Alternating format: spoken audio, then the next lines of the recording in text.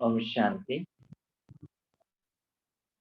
आज के वरदान, बाप दादा के वरदान, डेट 11 जून 2022। वरदान है, शुभ भावना से व्यर्थ को समर्थ में परिवर्तन करने वाले होली हंस भव। शुभ भावना से व्यर्थ को समर्थ में परिवर्तन करने वाले होली हंस भव। होली माना पवित्र, शुद्ध, स्वच्छ। हंस किसको कहा जाता है? जो अच्छाई को लेता है, जो बुरा है वो त्याग कर लेता है।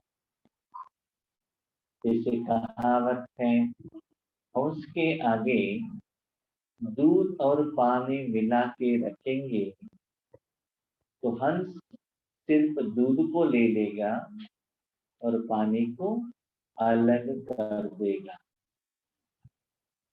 तो आज बाबा हम आत्माओं को होली हंस के साथ कंपैरिजन कर रहे हैं। कैसे? बच्चे देखो, आपके आगे जो भी आत्माएं हैं, चाहे लौकिक वाले, अलौकिक वाले, ऑफिस के कनेक्टेड में रहने वाले या अपने घर वाले, जो भी हैं, उस आत्माओं में आत्मा का ओरिजिनल संस्कार भी है जो अच्छा है। साथ में 63 जन्मों का, विकारों का हिसाब किताब का भी संस्कार हो सकता है। लेकिन आपके आगे आते ही आपके हिसाब किताब के कारण और उन आत्मा में वर्तमान समय में कलयुग का अंत होने के कारण विकार का संस्कार ही ज्यादा आ सकता है और आपके आगे रेफ्लेक्ट भी हो सकता है। लेकिन आपको आत्मा का जो अच्छा संस्कार है, ओरिजिनल संस्कार है, उसको ही देखना है। जो शरीर का संस्कार है, विकार का संस्कार है, न देखना है न उसके बारे में सोचना है। लेकिन बाबा क्या करें, हम तो यही चाहते हैं, लेकिन वो बार बार गुस्सा करते हैं, हमारे साथ झगड़ा करने के लिए आते हैं। उस समय क्या करें? तो बाबा कहते हैं, बच्चे उनके प्रति शुभ भावना रखो। जैसे लौकिक में भी क्या होता है ना, जो कोई भी हो, लेकिन जब उनको तबीयत ठीक नहीं होता है, बीमारी है, सीरियस बीमारी है, तो क्या कहते हैं कि उनको सहायता करो। जैसे कि आप लोगों ने भी देखा, कोरोना के टाइम पर एक देश और दूसरे देशों के बीच में युद्ध चल रहा था, फिर भी कोरोना का कनेक्टेड जो मेडिसिन है ना, तो सभी लोगों को सप्लाई किया गया, स्पेशली इंडिया की तरफ से।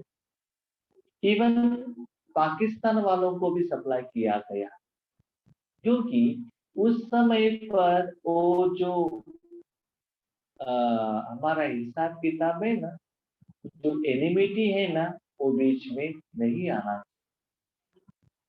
तो यही बात बाबा आपको कह रहे हैं, बच्चे आपके आगे जो भी आत्माएं आते हैं, उनमें जो विशेष गुण है, ओरिजिनल गुण है, उसको ही देखना है। उसको कहते हैं होली हाउस। अब होली हाउस बने हैं क्या नहीं बनेंगे, कैसे का पता चलेगा? होली हाउस का ऑपोजिट वर्ड है कौवा। सदा काला ही रहता है। तो काला कौवा क्या करता है? का करता रहता है, किसी को अच्छा नहीं लगता है। तो ऐसे ही आपके आगे कोई आते हैं, चाहे ब्लड रिलेशन वाले कोई भी आते हैं, ये ऐसा क्यों? बार बार हमारे साथ ही झगड़ा क्यों करते हैं, हम सदा इनके लिए शुभ सोचते हैं, फिर भी ये नेगेटिव सोचते हैं। तो उस आत्मा के बारे में आपको कोई भी थोड़ा सा रिंचक क्वेश्चन उठा, क्यों, क्या, कब, कैसे, इस रूप में समझ लो आप होली हंस नहीं हो, आप कौवे बन रहे। क्योंकि ड्रामा के अनुसार, आपके हिसाब किताब के अनुसार ही वो लोग आपके आगे ऐसा पाठ दिखाते हैं। ठीक है, इसीलिए बाबा कहते हैं बच्चे देखो, उस आत्मा में जो विशेषता है वही गुण को देखना है, और उस आत्मा के प्रति शुभ भावना, शुभ कामना रखना है। इससे व्यर्थ को समर्थ में परिवर्तन कर सकते हो। उस आत्मा के लिए कुछ योगदान दो, कुछ रूहानी शक्ति दो, नहीं तो उस आत्मा के कल्याण के प्रति बाबा को एक एप्लीकेशन डाल दो। ऐसे किसी न किसी रूप में उस आत्मा को सहयोग देना है। ऐसे आपके संकल्प द्वारा, ईश्वरीय शक्ति द्वारा जो आत्मा सम अर्थ बने, ओरिजिनल संस्कार में टिक जाए। जिससे आप सभी लोग जानते हो, कोई भी एक डॉक्टर हॉस्पिटल में जाते हैं मरीज को ठीक करने के लिए, उस समय पर डॉक्टर का माइंड स्टेबल नहीं है, शरीर में बीमारी आया है, तो कैसे ट्रीटमेंट दे सकता है। तो ऐसे ही आप रूहानी डॉक्टर हो ना, उन लोगों को समर्थ बनाना है तो पहले आपको समर्थ रहना पड़ेगा। इसीलिए मन में कभी भी व्यर्थ न आए।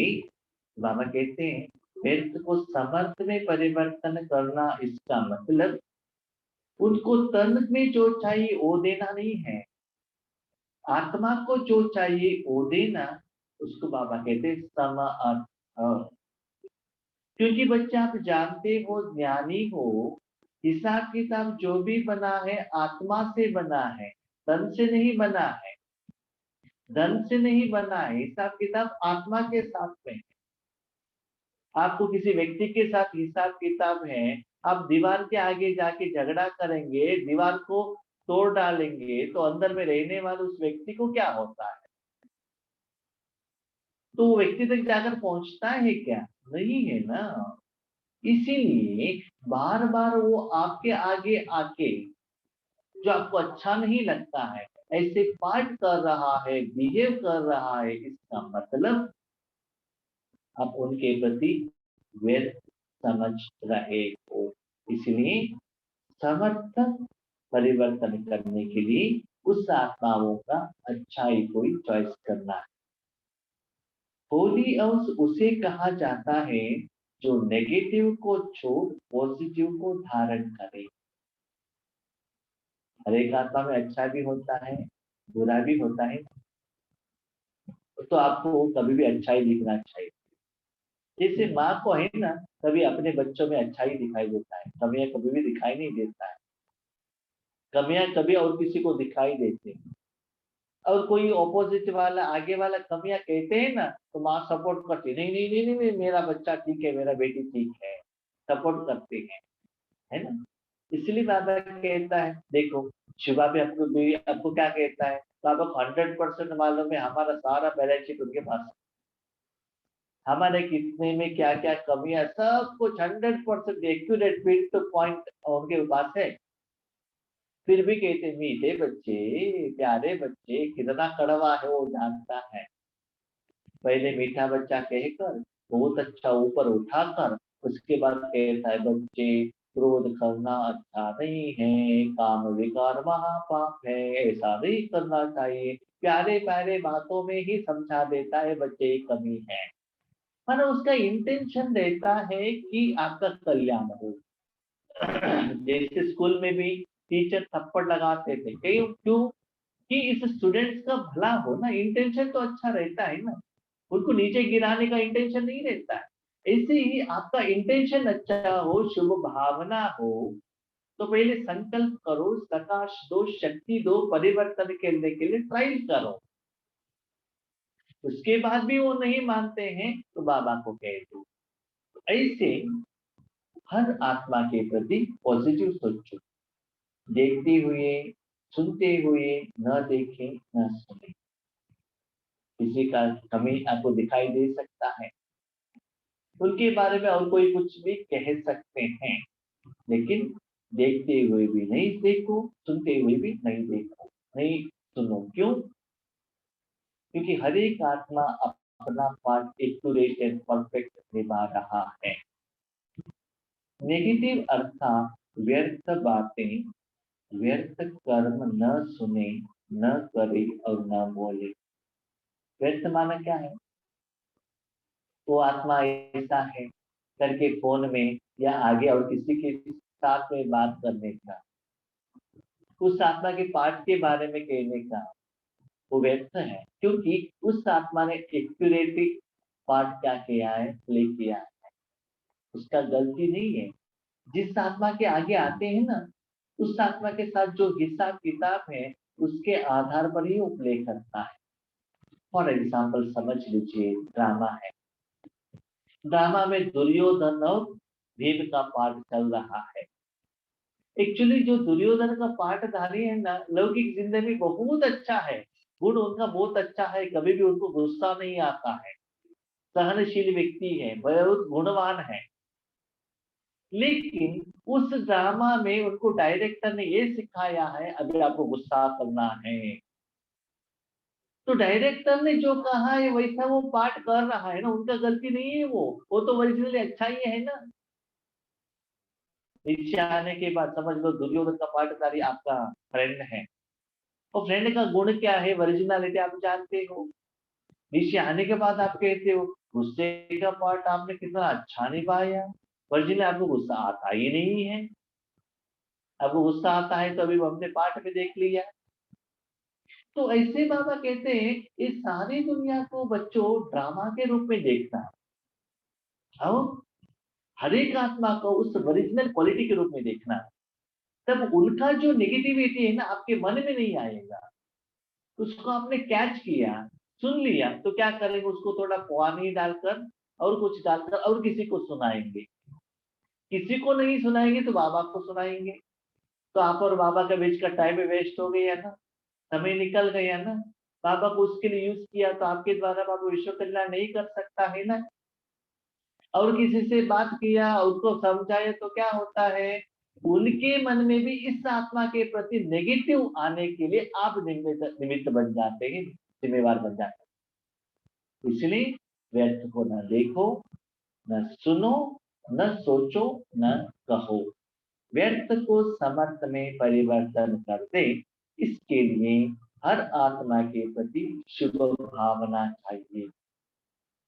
इसलिए क्या चाहिए, जो भी आत्माएं आपके आगे आते हैं, पहले उस आत्मा को उनकी गलतियों का लेसन, डायरेक्शन देने के पहले, उनका गलती कहने के पहले उस आत्मा के प्रति सूक्ष्म रूप में आपको शुभ भावना रखना है।